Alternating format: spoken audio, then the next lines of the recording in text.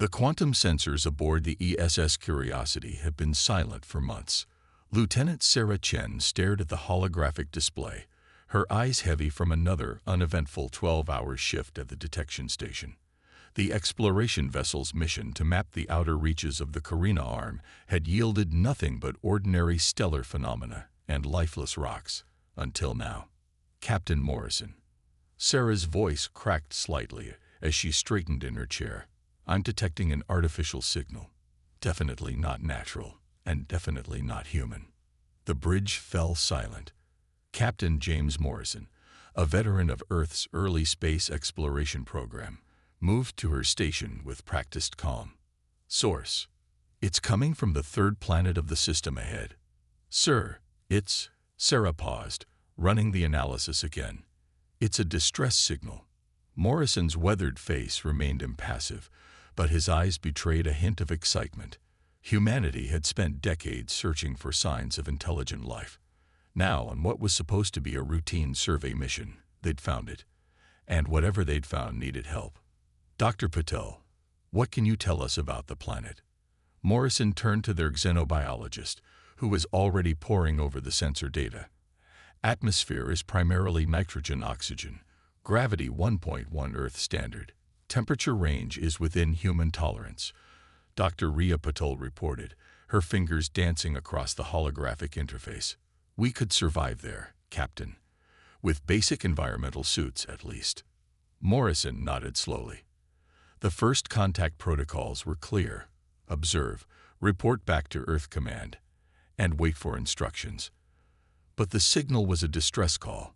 Every spacefaring culture humanity had imagined shared one universal constant, a duty to help those in need. How long to reach the signal source at sublight speeds? He asked the navigation officer. 3 hours, sir.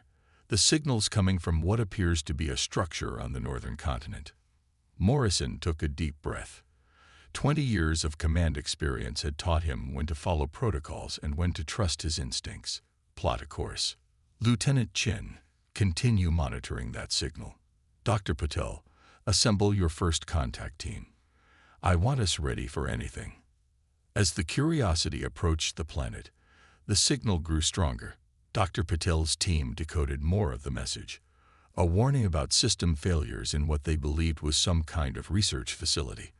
The universal nature of mathematics had allowed them to understand the basic content, even if the language itself remained a mystery.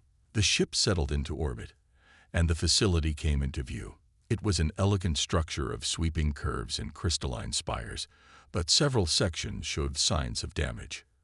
Emergency lights pulsed weakly through its transparent sections.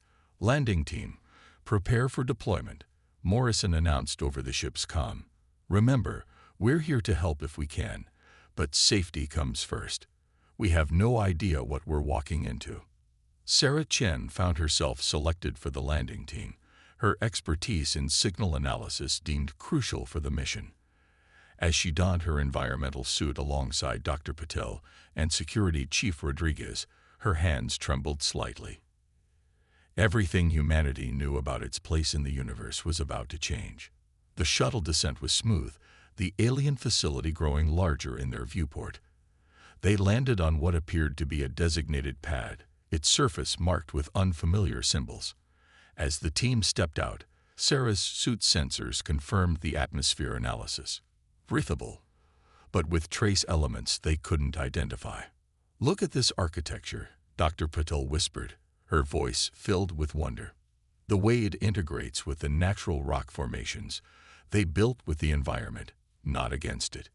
They approached what seemed to be an entrance, its doors frozen half open. Chief Rodriguez took point, his security team scanning for threats, while Sarah focused on tracking the distress signal source. The facility's interior was a marvel of biological and technological integration, with surfaces that seemed to pulse with their own inner light. The signal's strongest this way, Sarah indicated, leading them down a corridor where the emergency lights flickered more intensely. They passed rooms filled with equipment unlike anything human science had conceived, machines that seemed to manipulate light and matter in ways that defied physics as they knew it. They found the first aliens in what appeared to be a central control room. 3 crystalline beings, their bodies resembling translucent sculptures of light and geometric patterns, lay motionless near a central console.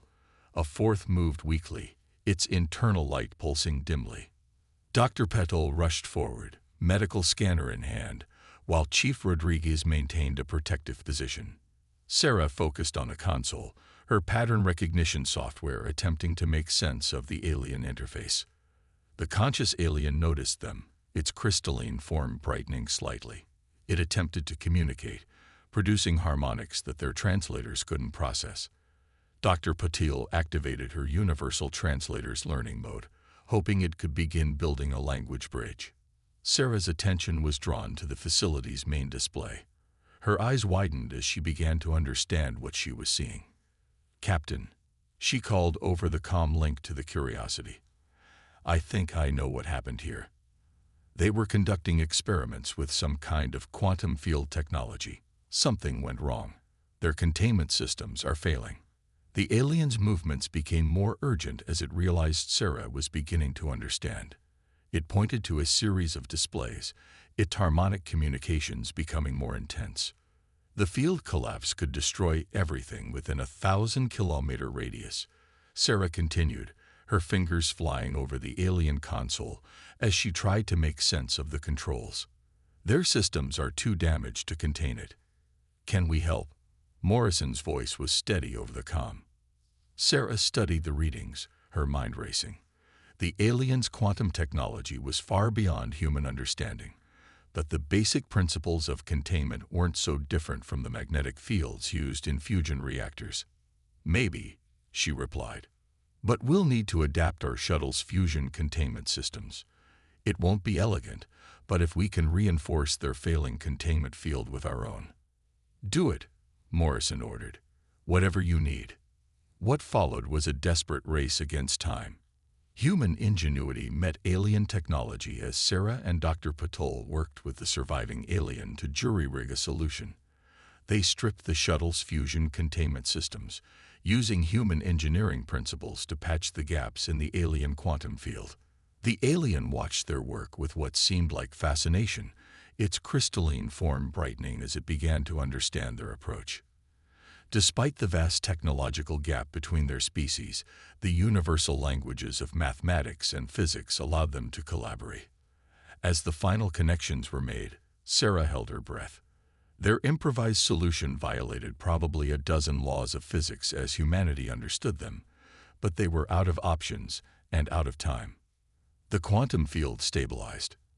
Emergency systems began to recover. The alien's form brightened considerably, its harmonic emissions taking on what they would later learn was a tone of joy and gratitude. As the crisis passed, the true magnitude of what had happened began to sink in. Humanity had made first contact, and their first act had been to help.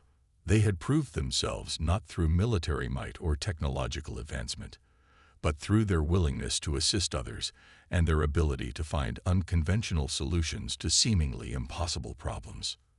The surviving alien, whom they would come to know as Resonance of Dawn, began the slow process of teaching their translators its language. As communication became possible, they learned that this facility was just one outpost of a vast galactic civilization, a civilization that would now have to come to terms with humanity's unexpected arrival on the cosmic stage. As Sarah helped treat the injured aliens and begin repairs to the facility, she couldn't help but smile. Humanity had dreamed of this moment for centuries, imagining first contact through the lens of conflict or competition. Instead, they had proved themselves through compassion and creativity, qualities that would serve them well in the vast and complex galaxy they were about to join. 3 months after the events at the Quantum Research Facility, the ESS Curiosity had become the center of a diplomatic whirlwind. The ship's mess hall, now converted into an impromptu conference room, hosted representatives from 12 different alien species. Captain Morrison watched as Dr. Patel and Lieutenant Chen presented their latest findings to the assembled delegation. The problem facing them seemed insurmountable. A chain reaction was spreading through the quantum communication network that connected thousands of worlds across the galaxy. The same technology that had nearly destroyed the research facility was now threatening to collapse across entire sectors of space. The network's quantum entanglement is becoming unstable, Sarah explained, pointing to a holographic display showing the spread of the disruption. Each node is affecting all connected nodes, creating a cascade effect.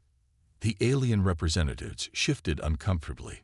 Quantum Link Scholar, a being of pure energy contained within an intricate mechanical shell, spoke through the now refined translator. Our most advanced simulations show total network collapse within 30 standard cycles. Without the network, thousands of worlds will be cut off. Trade, communication, emergency response systems, all will fail. Morrison studied the alien faces, some crystalline like resonance of dawn, others energy-based, biological or mechanical. Each represented civilizations thousands of years more advanced than humanity. Yet here they were, facing a crisis their advanced technology couldn't solve. What if, Sarah began hesitantly, we're thinking about this the wrong way. Instead of trying to prevent the collapse, what if we let it happen in a controlled way? The conference room erupted in harmonic protests and electromagnetic pulses of disagreement. Resonance of Dawn, now serving as humanity's primary liaison to the galactic community, called for order. Explain, Lieutenant Chen, Morrison encouraged, trusting his officer's instincts. Sarah moved to the holographic display. On Earth, we have something called controlled burns in forest management. Sometimes, the best way to prevent a devastating wildfire is to deliberately burn sections under controlled conditions. She manipulated the display, highlighting different sections of the network. What if we could do the same here? Dr. Patel jumped in, understanding where Sarah was going. We could systematically shut down sections of the network, allowing each segment to reset before the cascade reaches it, like creating fire breaks. Impossible, Quantum Link Scholar declared. The network was designed to be permanently connected. There is no way to isolate sections without causing immediate collapse. Actually, Sarah countered, bringing up data from the research facility incident, we might have a way. When we jury-rigged our fusion containment field to their quantum systems, we accidentally created a kind of barrier between quantum states. It wasn't elegant, but it worked. Morrison watched as understanding dawned across the alien faces. Their technology was far more advanced, but it had become so refined, so specialized, that they struggled to consider crude, improvised solutions. What followed was a marathon engineering session, unlike anything in human history. Sarah and Dr. Patel worked alongside alien scientists, combining humanity's primitive but versatile fusion technology with the aliens' quantum systems. They designed what they called quantum fire breaks, crude but effective barriers that could temporarily isolate sections of the network. The plan was risky. They would need to coordinate thousands of ships across the galaxy, each equipped with modified fusion containment systems. The timing would have to be perfect, and there was no guarantee the fire breaks would hold. Even if this works, Quantum Link Scholar warned, it will set our communication technology back by decades. Many of our systems will need to be rebuilt from the ground up. But your worlds will survive, Morrison replied. Sometimes a step backward is necessary for a leap forward. The implementation was a testament to cooperation across species and technological boundaries. Human engineers worked alongside alien technicians, teaching them to modify their elegant quantum systems with what must have seemed like primitive human technology. The ESS Curiosity took position at a major network hub, preparing to coordinate the controlled collapse of their sector. Sarah stood at her station, watching as thousands of ships reported ready across the galaxy. All ships in position, she reported. Quantum fire breaks are charged and ready. Morrison took a deep breath. The future of galactic civilization rested on a plan that combined humanity's most basic fusion technology with the most advanced quantum systems ever created. Begin the sequence. Across the galaxy, sections of the quantum network began shutting down in a carefully orchestrated pattern. The fire breaks held, containing the cascade effect within manageable sections. Where the crude barriers failed, emergency teams rushed to establish new ones, adapting their tactics on the fly. Hours turned into days as they guided the controlled collapse across the galaxy. The alien representatives watched in amazement as their desperate plan worked. The network was being saved, not through advanced technology, but through the combination of simple human ingenuity and galactic cooperation. As the session concluded, Morrison stood at the chamber's observation window, watching ships of various designs moving through space. Among them was the ESS Curiosity, now a living museum piece, a reminder of how far they had come from those first uncertain days of contact. "Did you ever imagine it would turn out like this?" Dr. Patil asked, joining him at the window. Morrison smiled, watching as a group of young officers, human and alien alike, boarded a shuttle bound for the stellar horizon. "No," he admitted, "but that's what makes it perfect. We achieved something greater than any of us could have imagined because we were willing to embrace the unknown together." Beyond the window, the galaxy sparkled with possibility. The transformed Voidborn's songs echoed through space, harmonizing with the quantum fusion network that connected thousands of worlds. New ships were preparing for the first intergalactic journey, carrying the combined hopes and dreams of a united galactic civilization. It was a new dawn indeed, not just for humanity or any other single species, but for all who had learned that the greatest adventures, the most amazing discoveries, and the brightest futures came not from standing alone, but from standing together among the stars. Sarah worked with alien engineers to reconfigure the network nodes, using the lessons learned during the recent crisis. The crude fusion barriers they created would now serve a new purpose, focusing and directing stellar energy with unprecedented precision. Resistance came from unexpected quarters. "The modifications will destroy thousands of network nodes," Quantum Link scholar warned. "We'll lose our primary means of galactic communication and transport." "We can rebuild technology," Morrison replied. "We can't rebuild extinct civilizations." The preparation moved with desperate speed. The Voidborn were approaching more populated regions of space, their darkness threatening dozens of inhabited systems. Ships from every spacefaring species worked together, modifying network nodes and positioning them to create the largest energy-focusing array ever attempted. Dr. Patil coordinated the biological aspects, ensuring the various alien crews could work efficiently in close quarters. Humanity's experience with international cooperation, despite vast cultural differences, proved invaluable in managing the unprecedented alliance. When the Voidborn reached the outer edge of the Orion Arm, they triggered the trap.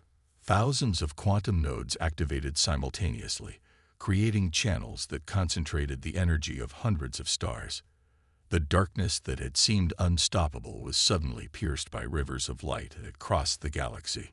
The Voidborn reacted immediately, their massive forms writhing as they were caught in the streams of concentrated stellar energy. But rather than being destroyed, something unexpected happened. The entities began to change, their silicon-based structures transforming as they absorbed more energy than they could process. "They're achieving a new state of matter," Dr. Patel breathed, watching her sensors. "The excess energy is forcing them to evolve." The transformed Voidborn no longer consumed energy uncontrollably. Instead, they began to emit it, becoming something akin to artificial stars. The threat of extinction was transformed into an opportunity for creation. As the crisis passed, the galaxy faced a new reality. The quantum network was severely damaged, requiring years to rebuild. But the coalition formed in the face of extinction had created something unprecedented. True cooperation between all spacefaring species. Perhaps this was necessary, resonance of dawn mused as they watched the transformed Voidborn settle into stable orbits around dying stars, replacing their fading light with their own. We had grown too comfortable in our separation, too certain in our individual superiority. Morrison nodded, understanding. Humanity's greatest contribution hadn't been technology or military might, but their experience with overcoming differences to face common threats. Their history of conflict and cooperation, of learning to work together despite vast differences, had prepared them to help forge a truly united galactic community. The stars shone brighter now, their light mingling with the glow of transformed Voidborn. In facing the darkness together, all species had discovered that their differences were far less important than their shared determination to survive and thrive among the stars. The transformation of the Voidborn had unintended consequences. Their evolution into energy-emitting beings had triggered changes in the fabric of space-time itself. Sarah Chen stood at her station aboard the ESS Curiosity, watching as reality itself seemed to unravel around them. "The barrier between dimensions is weakening," she reported, her voice tight with concern. The Voidborn's transformation created quantum instabilities we couldn't have predicted. The ship's enhanced sensors, now integrated with alien technology, showed tears forming in spacetime. Through these rifts, they glimpsed other realities, some eerily similar to their own, others following laws of physics that defied comprehension. Captain Morrison had seen enough crises to know this one was different. The quantum network, still recovering from their last desperate gambit, was detecting similar rifts appearing across the galaxy. But this time, their jury-rigged solutions wouldn't be enough. "We're detecting massive energy fluctuations," Quantum Link Scholar announced, its energy form pulsing with agitation. "The dimensional barriers are failing faster than our models predicted. We have perhaps 3 standard days before total dimensional collapse."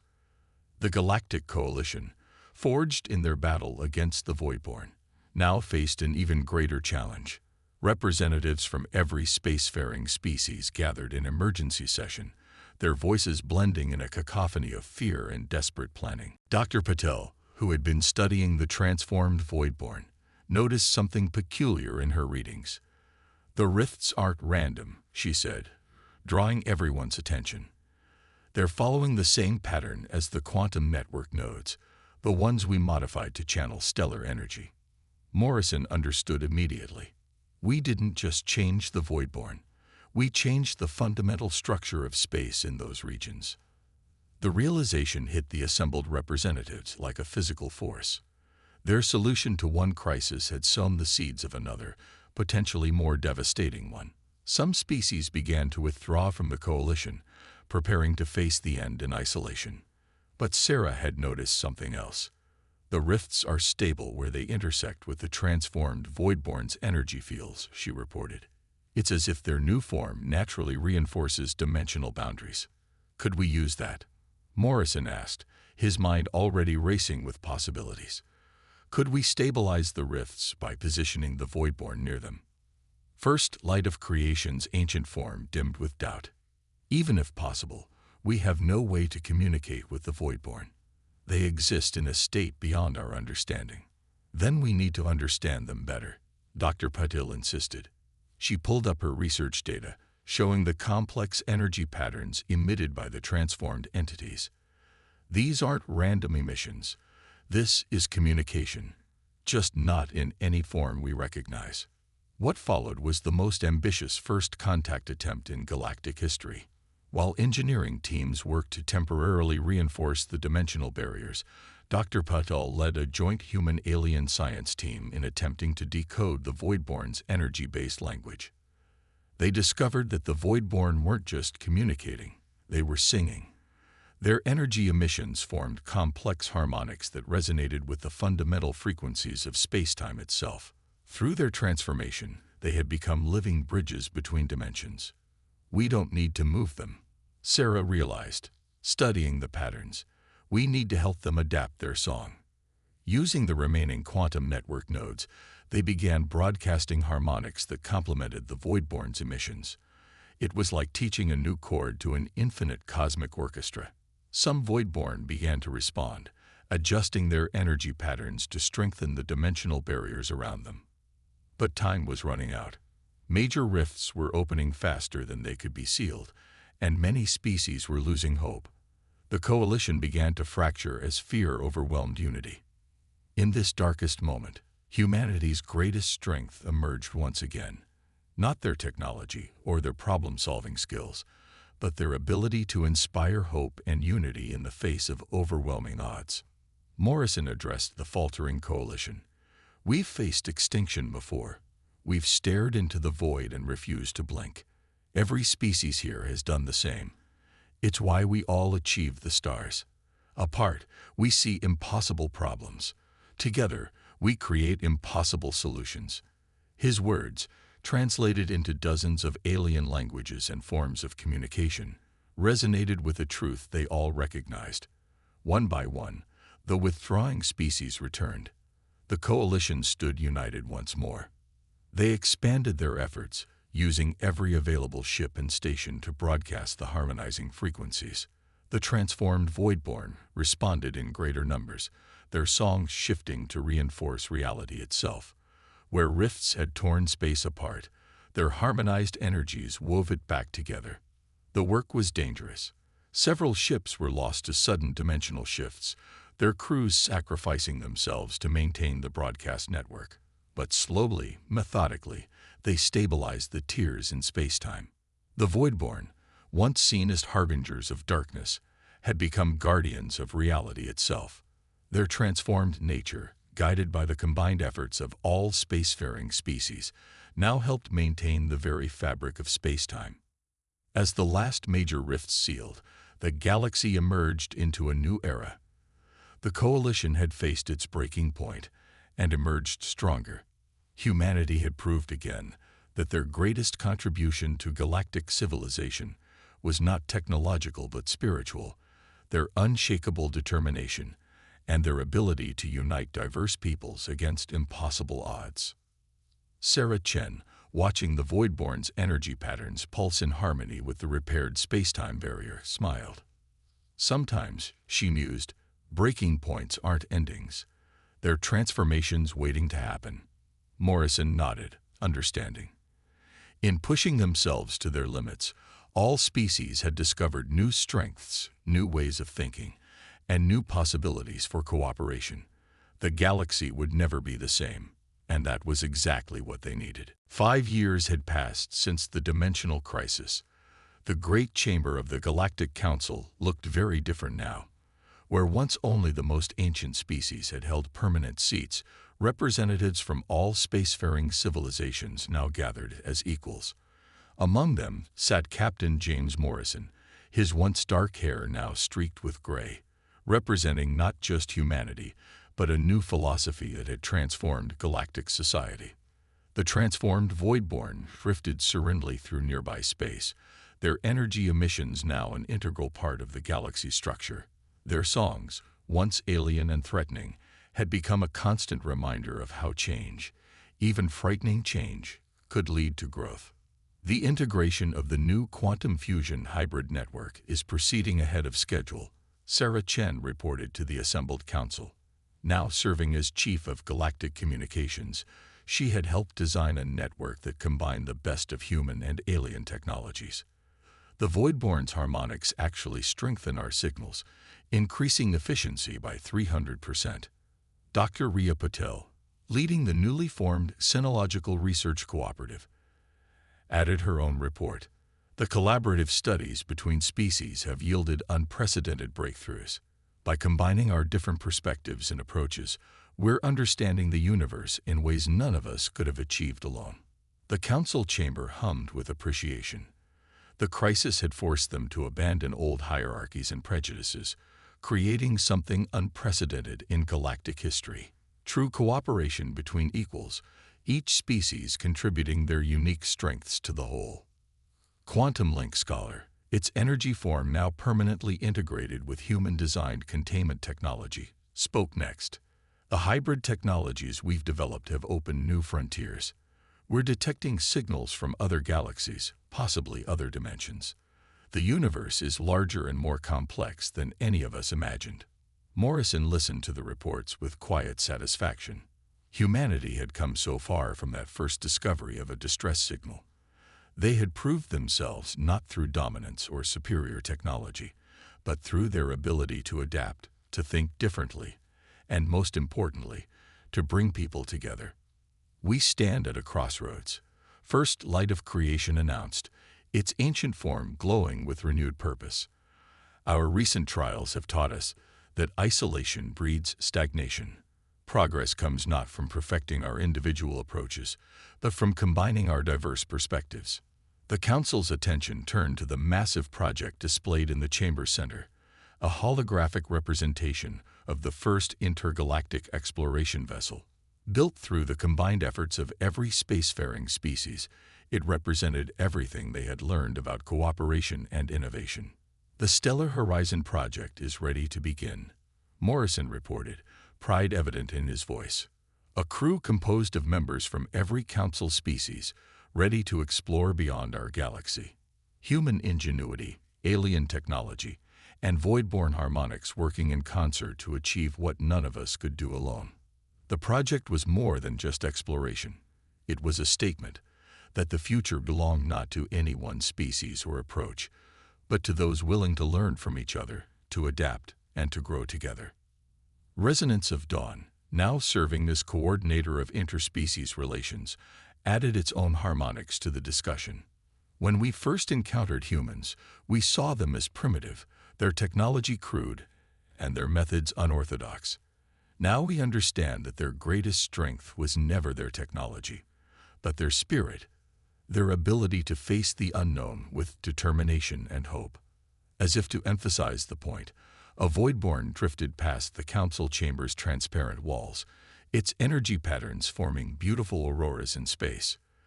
These beings, once seen as harbingers of doom, now served as living bridges between different regions of spacetime, their transformed nature a constant reminder that change was not just possible but necessary. Sarah moved to the central display, bringing up images from across the galaxy. Hybrid ships combining multiple species technologies patrolled space lanes. Research stations housed scientists from dozens of worlds working together. Trading posts buzzed with activity as cultures exchanged not just goods but ideas and perspectives. "We've created something unprecedented," she said, her voice filled with quiet pride. "Not an empire or a hierarchy, but a true community of equals, each of us bringing our own strengths, covering each other's weaknesses, learning and growing together." The council chamber filled with sounds of agreement in 100 different forms, harmonic resonances, electromagnetic pulses, crystalline chimes, and human voices blending together in a symphony of unity. As the last sections of the network reset and stabilized, a new understanding emerged between humanity and their alien counterparts. The aliens had achieved technological wonders, but humanity brought something equally valuable: the ability to step back, to find simple solutions to complex problems, and to adapt technology in unexpected ways. "Your species continues to surprise us," Resonance of Dawn communicated to Morrison as they watched the network coming back online. "You solve impossible problems by refusing to accept that they are impossible." Morrison smiled. "Sometimes the best solutions are the simplest ones. We're just too stubborn to give up when the elegant solutions fail." The quantum network crisis marked a turning point in humanity's relationship with the galactic community. They had proved that technological advancement wasn't everything. Creativity, adaptability, and the willingness to try unconventional solutions were just as valuable in facing the challenges of the cosmos. As the ESS Curiosity prepared to assist with network restoration efforts, Sarah Chen looked out at the stars, now knowing they held thousands of inhabited worlds.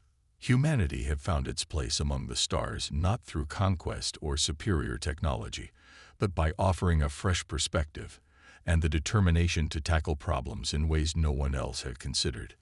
The rebuilt quantum network picked up the threat first. Vast regions of space were going dark, not from technical failures, but from something far more ominous. Dr. Riya Patel stood before the Galactic Council, her hand steady as she presented the findings that had shocked even the most ancient species present. "We're calling them voidborn," she explained, gesturing to the holographic display showing massive dark entities moving through space.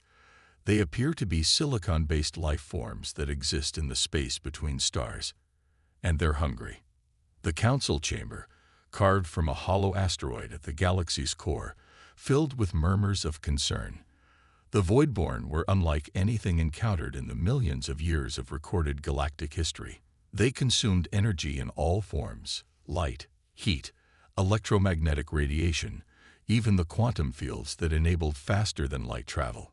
Captain Morrison, now serving as humanity's representative to the Council, leaned forward. "How many worlds have we lost contact with?" 17 in the past month. Sarah Chen replied from her station at the Quantum Communications Array. "The Voidborn aren't attacking directly. They're creating zones of absolute darkness where no energy can exist. Entire solar systems are being cut off, their stars' energy absorbed before it can reach their planets."